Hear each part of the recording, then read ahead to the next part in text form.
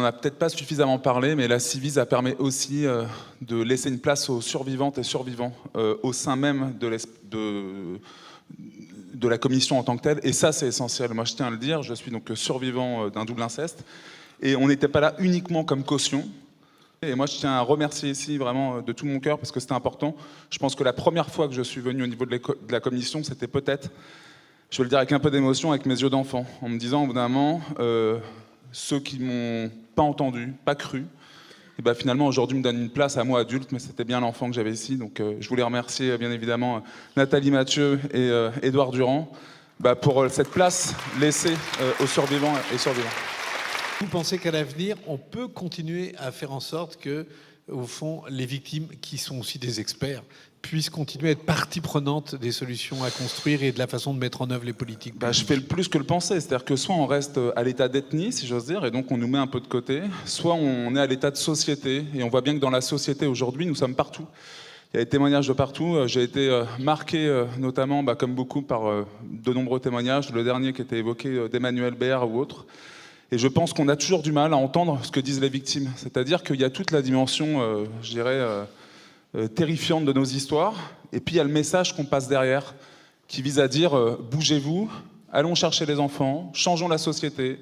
Et ça, on a un peu plus de mal à l'entendre. Donc on nous dit souvent qu'on est courageuse, courageux. Et je peux dire qu'au niveau de la Ciivise, on a fait bien plus que ça. On n'a pas été dans le larmoyant. Effectivement, on n'a pas été d'accord par moments sur différents sujets, peu importe.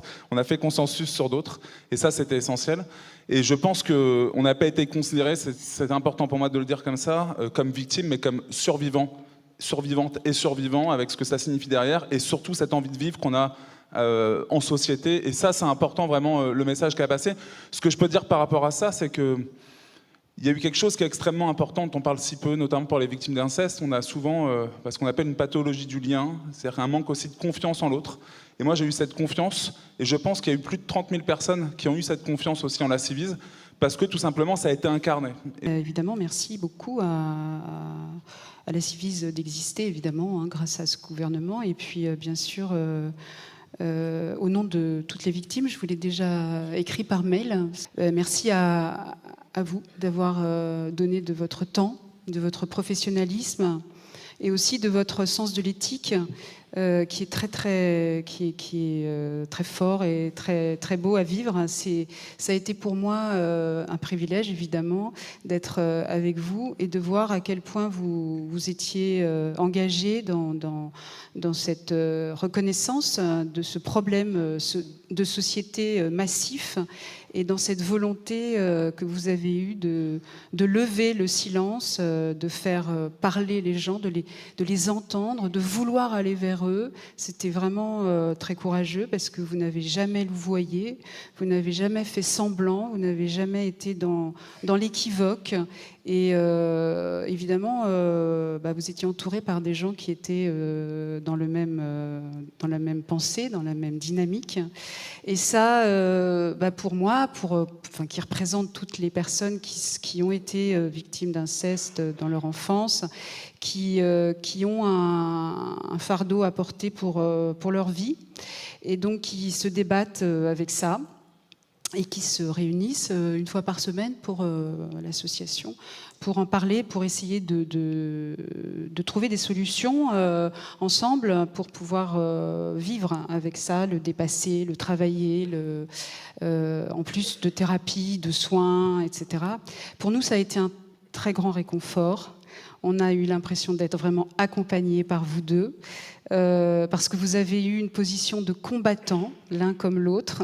C'est-à-dire qu'il faut se battre. Ça fait 20 ans que Arrivie existe. Elle n'est tenue que par des personnes victimes d'inceste. Donc il n'y a pas de psychologue, il n'y a pas de personnes qui savent comment faire, comment écouter. Non, nous nous réunissons et voilà, on se débrouille, quoi. Comme disait Christine Angot,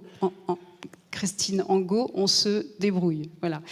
Et finalement, on ne se débrouille pas si mal, puisque depuis 20 ans, tous les lundis soirs, on se donne le relais pour accueillir des gens sans les connaître, en les voyant une fois ou plusieurs fois s'ils ont envie de venir.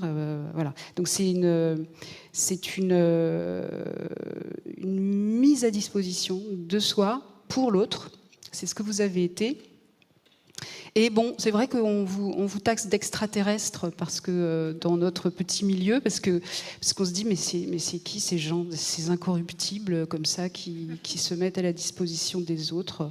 Bon, certes, vous êtes payés pour ça, hein, ok, mais toutes les autres personnes de la Civis ne sont pas payées pour ça. Elles viennent bénévolement, elles donnent de leur temps avec une énergie, une pugnacité, une ténacité. Elles n'ont pas forcément été victimes d'inceste.